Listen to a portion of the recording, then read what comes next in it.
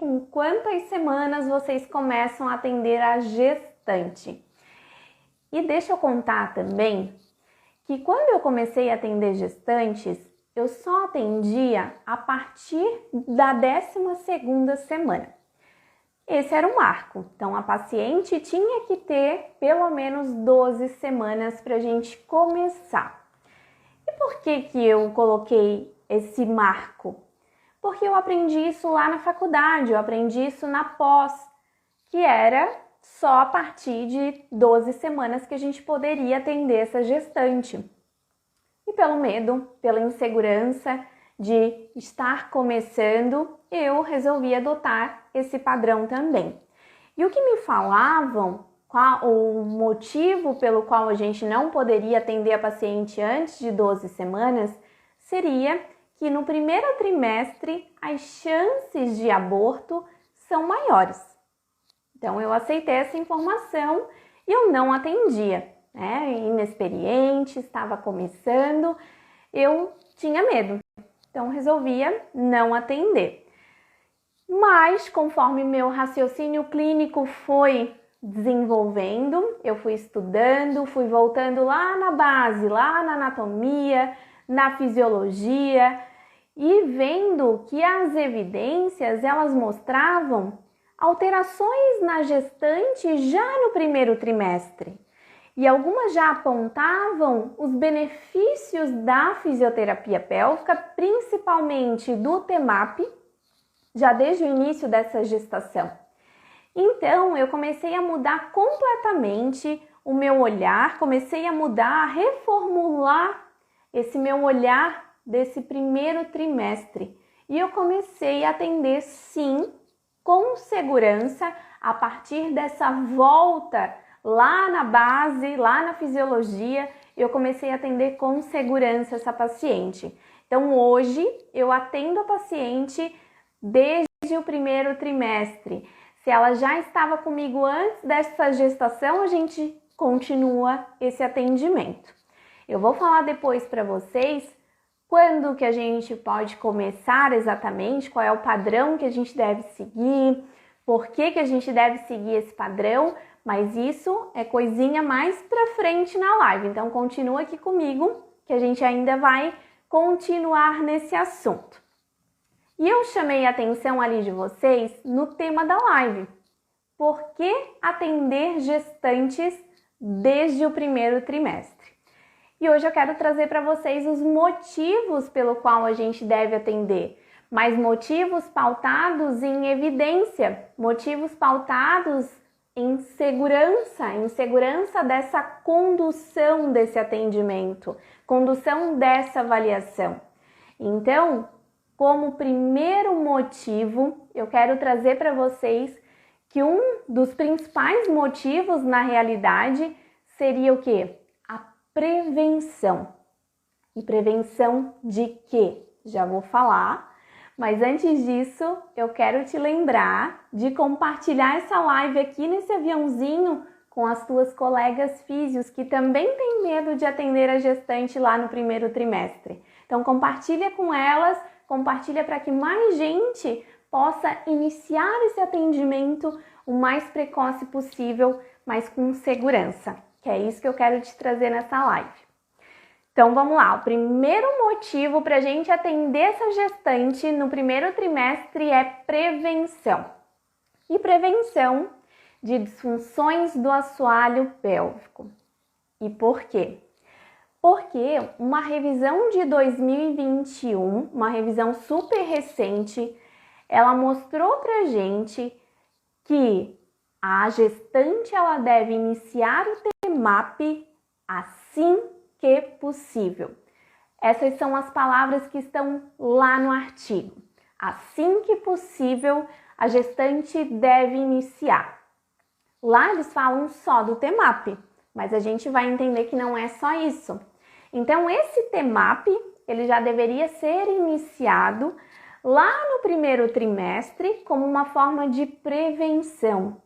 E prevenção porque esse treinamento da musculatura de assoalho pélvico, esse músculo funcional, ele deve compensar, olha que informação importante, ele deve compensar a redução da pressão de fechamento uretral, então reduz a pressão de fechamento uretral provocado pela progesterona, que é um dos hormônios da gestação, que vão deixar toda a musculatura lisa mais relaxada, e também pela relaxina.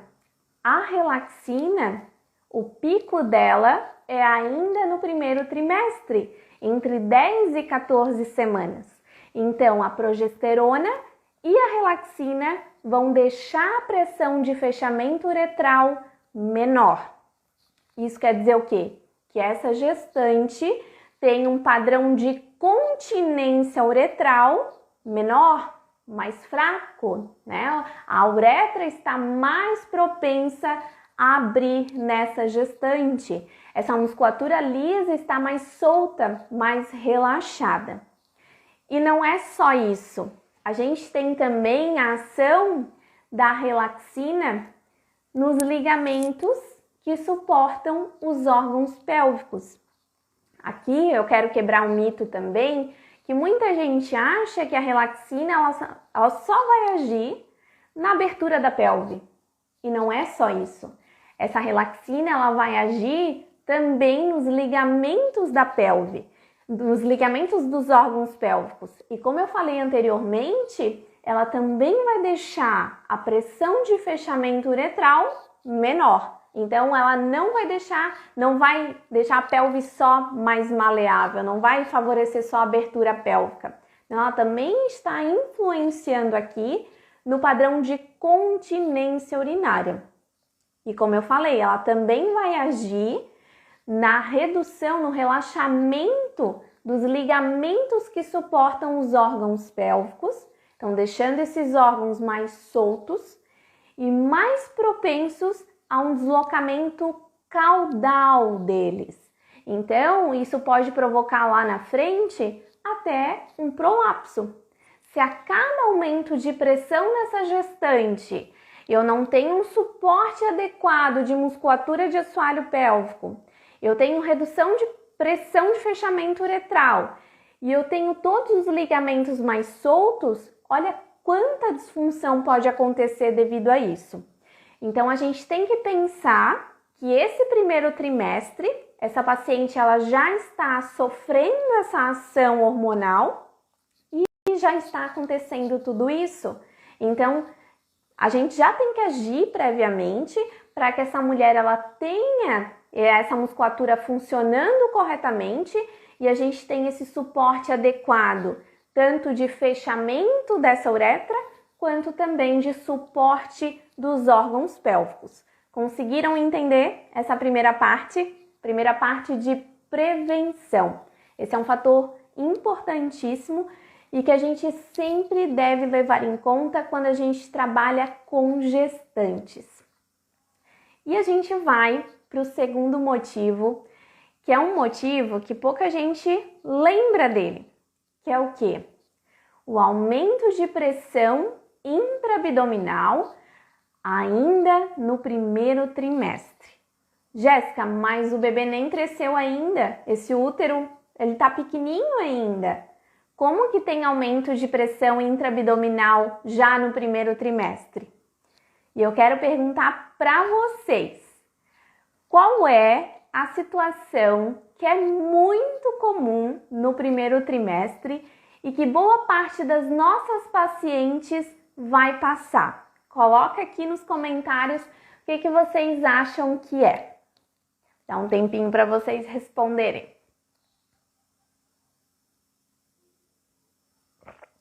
Que pode provocar esse aumento de pressão intraabdominal já no primeiro trimestre.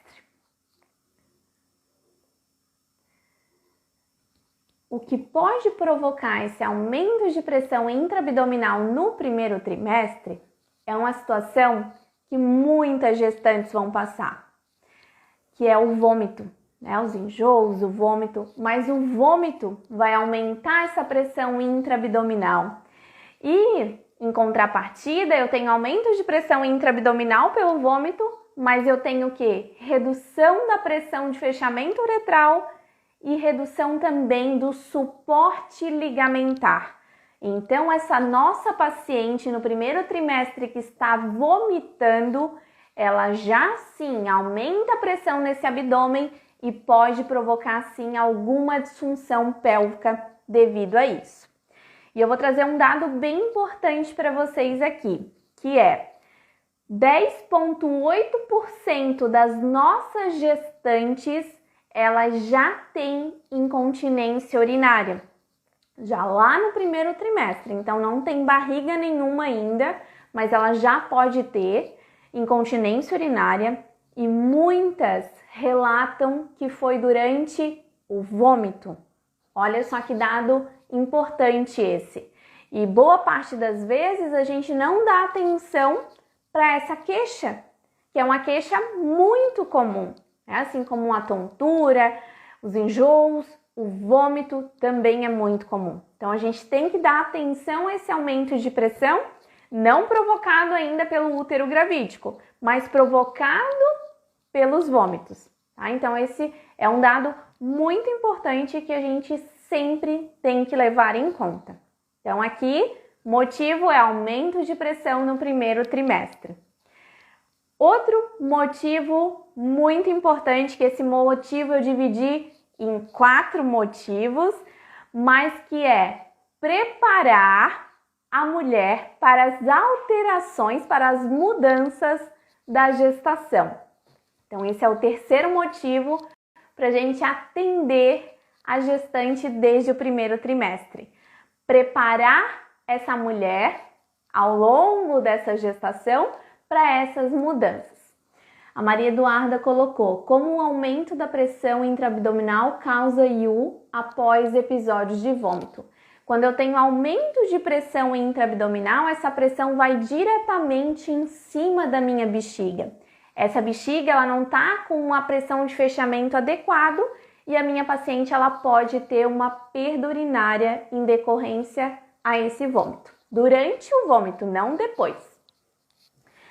Então, falando das preparações aqui, para preparar a mulher para as mudanças da gestação, a primeira alteração seria o aumento de peso desse útero gravídico, que vai acontecer provavelmente, né, a partir aí do segundo trimestre, com mais força, segundo e terceiro trimestre, e também o aumento de pressão intraabdominal em decorrência disso. Então essa é a primeira mudança muito importante que vai gerar o quê? Sobrecarga nesse assoalho pélvico. Então ele já deve estar preparado desde o primeiro trimestre para suportar essa sobrecarga desse útero gravídico crescendo e pesando em cima dele. Segundo ponto, orientar sobre atos miccionais.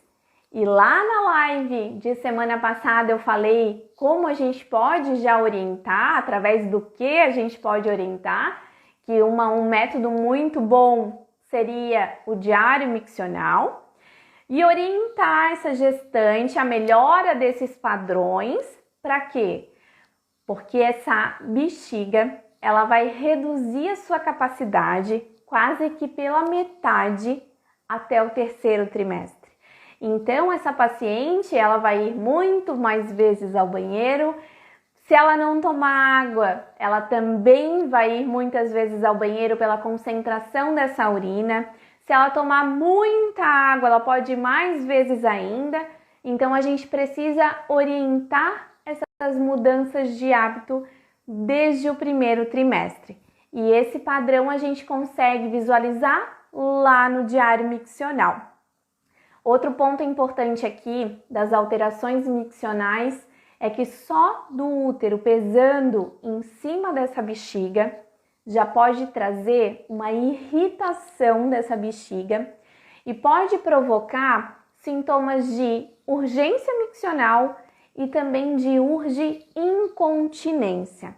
Então a gente já pode evitar aí, por exemplo, uma gestante que não vai ao banheiro, que fica segurando 5 horas sem ir ao banheiro.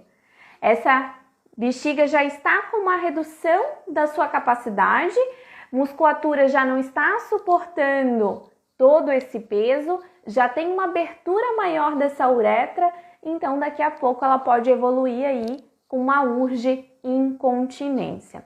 Então a gente tem que já ficar de olho nesses padrões ao longo dessa gestação e principalmente desde o primeiro trimestre. Terceiro ponto aqui das preparações para as alterações. A constipação. A constipação é muito comum da 12ª semana até a 36ª.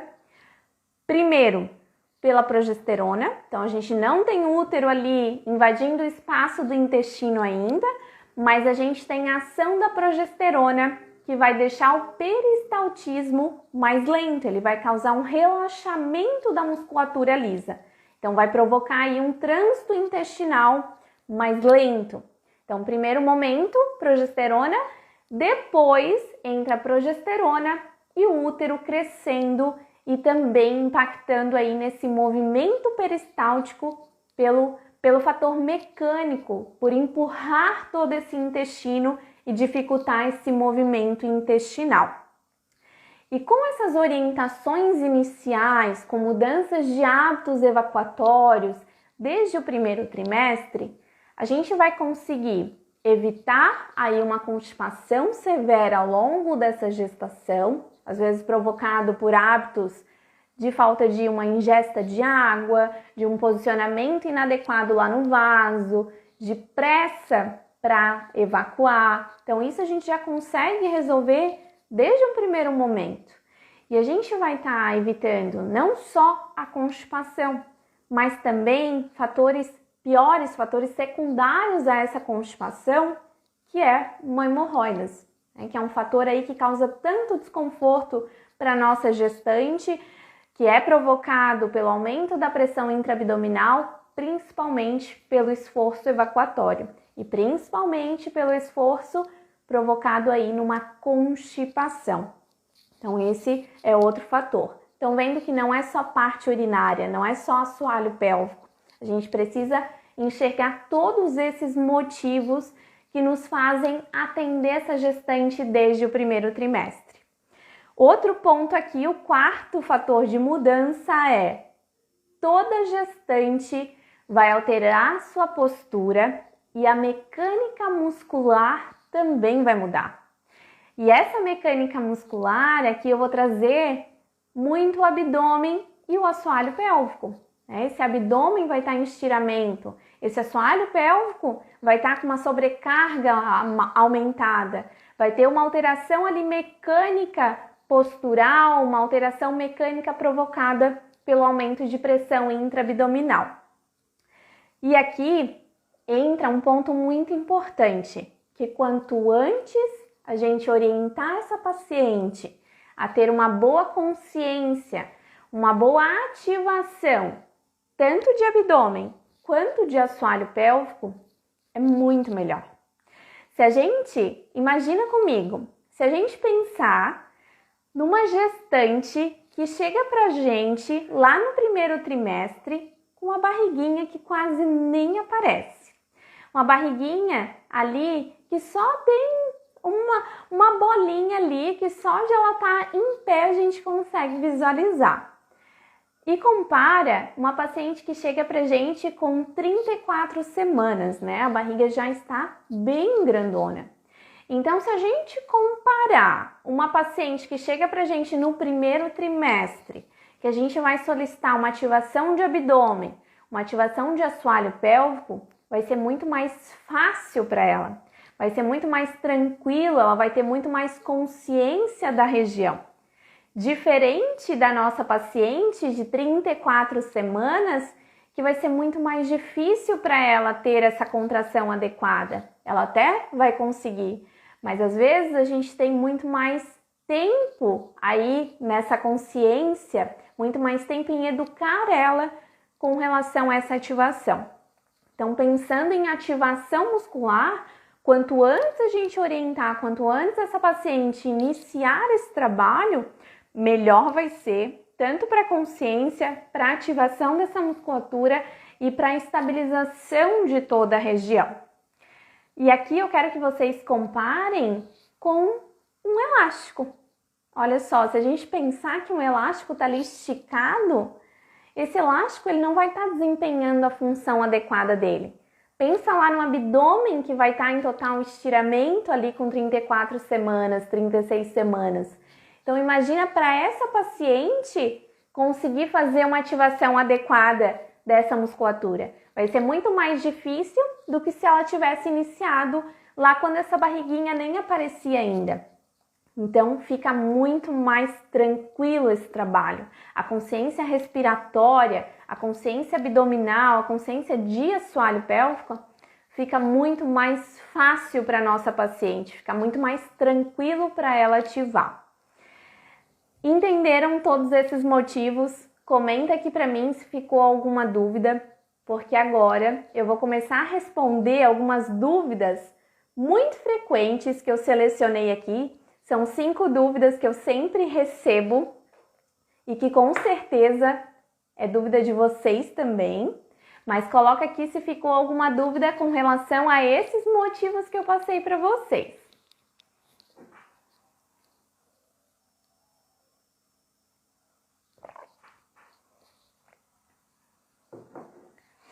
Então vamos lá. Primeira pergunta.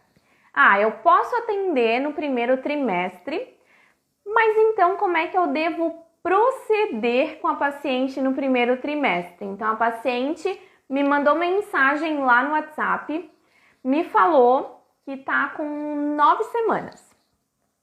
E daí eu pergunto para ela se ela já fez o primeiro ultrassom e se ela já fez a primeira consulta de pré-natal.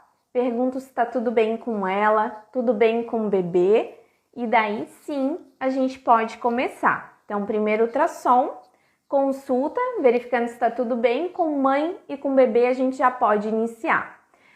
Jéssica, e se a paciente não foi ainda na consulta? Se a paciente não foi ainda na consulta de pré-natal, mas ela pelo menos ela deve ter essa consulta agendada. Então, essa consulta tem que estar marcada. A gente pode até já atender a nossa paciente, mas assim que a paciente for ao consultório do obstetra dela, a gente vai pegar esse contato do obstetra, vai entrar em contato, vai falar que essa paciente já está em atendimento na fisioterapia pélvica, o que você encontrou na avaliação e o que você propôs de atendimento para ela, de acompanhamento para ela ao longo desse primeiro trimestre. Então, bem importante, primeiro ultrassom, verificar se está tudo bem com essa mãe e com esse bebê, e também a primeira consulta de pré-natal. Jéssica, minha paciente não conseguiu me passar o contato do médico, só tem da secretária, o que eu faço? Daí eu vou fazer uma cartinha, vou imprimir e vou pedir para a paciente levar na próxima consulta que ela for. Ela vai mostrar essa cartinha para o médico dela, para o obstetra dela, e daí ali vai estar tudo isso que eu falei para vocês, falando que essa paciente já está em atendimento, o que eu encontrei na avaliação e o que eu estou propondo para o acompanhamento gestacional dela.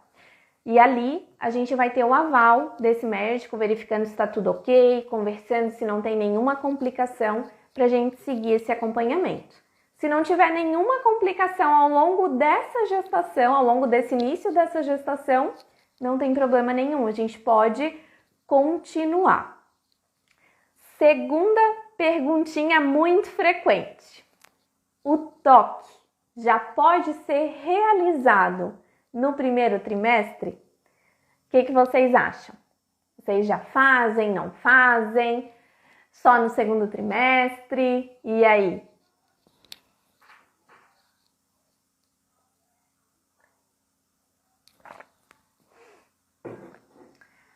O toque ele já deve ser realizado desde a nossa primeira consulta com a nossa paciente. Não deu para fazer na primeira consulta, faz na segunda consulta.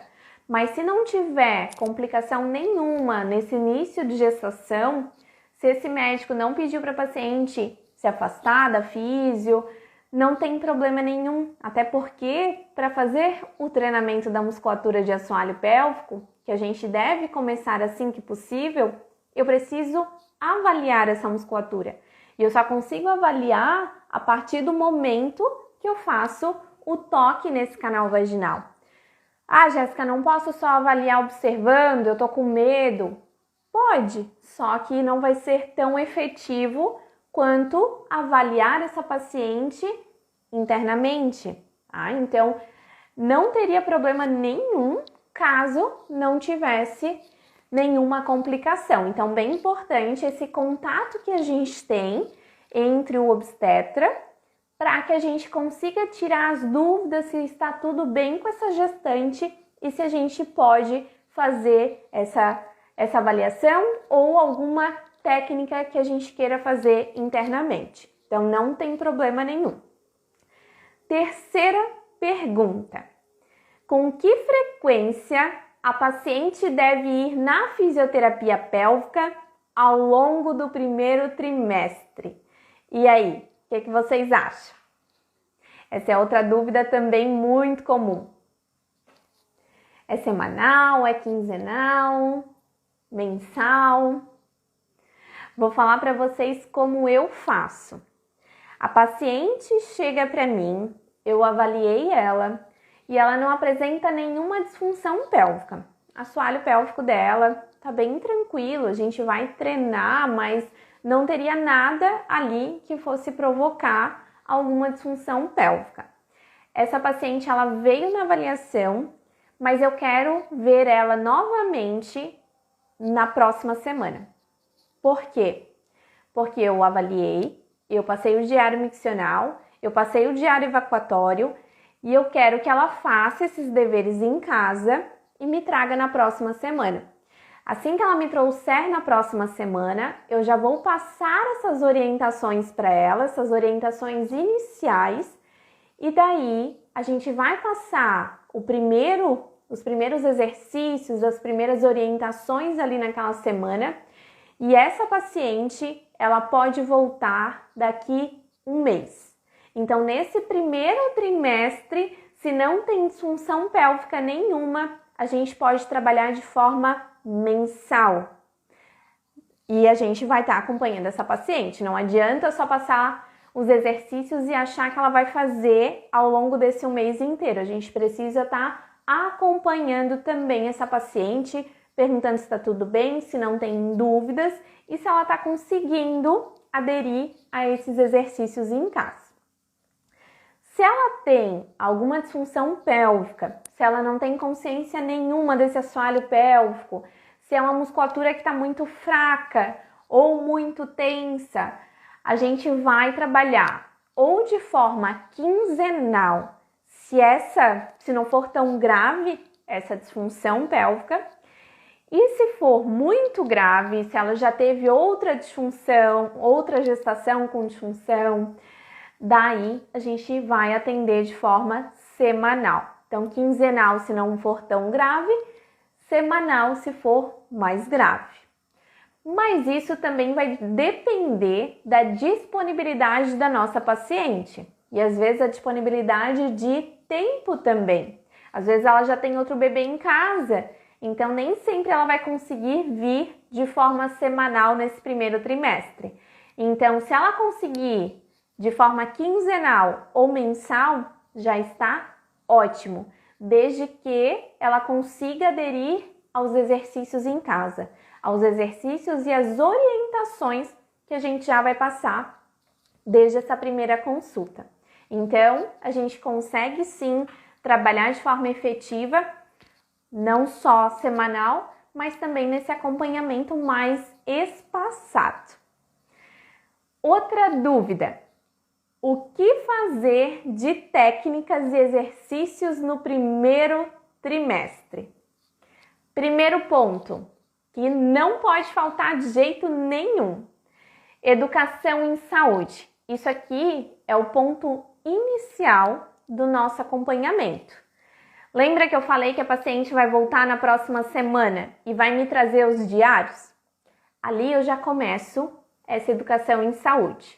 Educação em saúde pensando em orientar hábitos saudáveis, hábitos miccionais, hábitos evacuatórios, mudança de estilo de vida e também educar essa gestante sobre as mudanças que vão acontecer no corpo dela, o que pode gerar uma disfunção pélvica, o que vai gerar ali de fatores hormonais para toda essa região, o que a físio vai contribuir em todas essas alterações, esse autoconhecimento que ela vai ter nessa primeira sessão ali, vai ser fundamental para ela entender o funcionamento do corpo, a fisiologia da gestação e também entender a importância dos exercícios que ela vai fazer.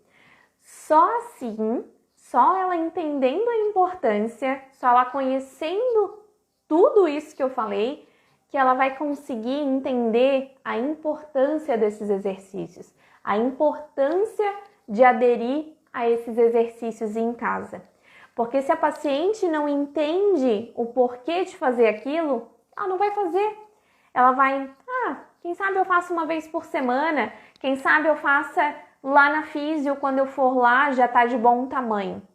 E não, a gente sabe que a gente sabe da frequência, da importância da frequência dos exercícios aí ao longo dessa gestação.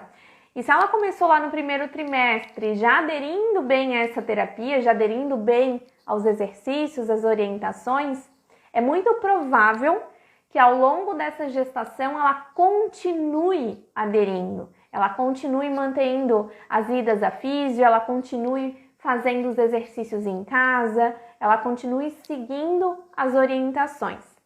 Um ponto bem importante que o guideline canadense trouxe pra gente é que a gestação é o melhor momento para a gente incorporar novos hábitos para essa mãe, porque ela está mais propensa a aderir a esses novos hábitos.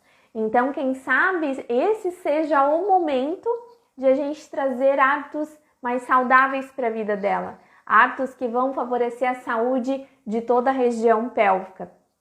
Então, bem importante que a gente comece com essa educação em saúde. Segundo ponto, a gente viu que o primeiro é a educação em saúde, segundo ponto vem da nossa avaliação. Então, tudo que eu encontrei que a paciente precisou ali na avaliação, as demandas que eu encontrei ali na avaliação, tudo isso eu já posso fazer ao longo desse primeiro trimestre. O que é isso? O que quer dizer isso? Se a paciente precisa ali de um treinamento da musculatura de assoalho pélvico, eu já vou começar. Exercícios de estabilização, principalmente da região lombar e abdominal. Consciência e exercícios respiratórios, consciência perineal, consciência abdominal, consciência respiratória, mobilidade pélvica e tudo mais que a paciente precisar. E essas demandas eu só vou conseguir encontrar lá na avaliação. Então, encontrei as necessidades da minha paciente, essas necessidades que eu vou levar em conta nesse primeiro trimestre. Então, é bem importante que a gente já avalie a paciente nesse primeiro trimestre e já dê atenção para todas essas demandas que ela precisar. Jéssica, já posso começar com mobilidade pélvica na bola no primeiro trimestre? Se a paciente precisar, sim. Posso começar com treinamento da musculatura? Deve, assim que possível. Exercício respiratório? Com certeza. Então, não tem porquê a gente não fazer essas técnicas. Se a paciente precisar, a gente sim já vai começar com essas técnicas no primeiro trimestre. Mas tem alguns cuidados muito importantes que a gente tem que levar em conta. Esses cuidados, a gente tem um guideline, o guideline canadense que eu acabei de falar, de 2019, que ele trouxe alguns cuidados que a gente tem que ter com a gestante, principalmente pensando aí nesse primeiro trimestre. Então, não é só fazer o exercício e não preciso cuidar de nada. A gente precisa sim. Andréia, sim, a live vai ficar salva, mas só até amanhã à noite.